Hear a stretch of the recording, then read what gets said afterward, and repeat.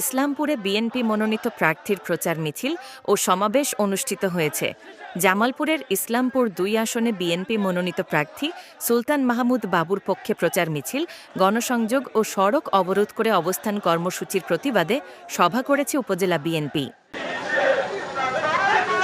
বুধবার ১৯ নভেম্বর বিকেলে উপজেলা বিএনপির আয়োজনে দলীয় কার্যালয় থেকে একটি প্রচার মিছিল বের হয়ে শহর প্রদক্ষিণ করে পুনরায় দলীয় কার্যালয়ের সামনে পথসভা অনুষ্ঠিত হয়। সভায় ইসলামপুর উপজেলা বিএনপির সহসভাপতি এ.কে.এম. শহীদুর রহমান শহীদের সভাপতিত্বে ইসলামপুর উপজেলা বিএনপির সাধারণ সম্পাদক নুরুল ইসলাম নবাব, পৌর বিএনপির সভাপতি রেজাউল করিম ঢালী সহ অন্যান্যরা বক্তব্য রাখেন। এ সময় বক্তারা বলেন, ভোটারদের কাছে যাদের জনপ্রিয়তা আছে, বিএনপির ভারপ্রাপ্ত চেয়ারম্যান তারেক রহমান তাদেরই সম্ভাব্য প্রার্থী ঘোষণা করেছে। যারা জামালপুর ২ ইসলামপুর আসনে বিএনপির দলীয় প্রার্থী সুলতান মাহমুদ বাবুর বিরুদ্ধে অপপ্রচার চালাচ্ছে, তারা বিএনপির কেউ না। তারা বিএনপির নাম ব্যবহার করে ইসলামপুরে জামায়াতের শক্তি বৃদ্ধি করছে।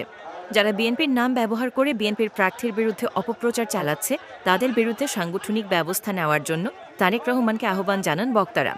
এছাড়াও বিএনপির মনোনীত প্রার্থী সুলতান মাহমুদ বাবুর পক্ষে ধানের শীষ বিজয় করতে সকলকে ঐক্যবদ্ধ থেকে কাজ করার আহ্বান জানান।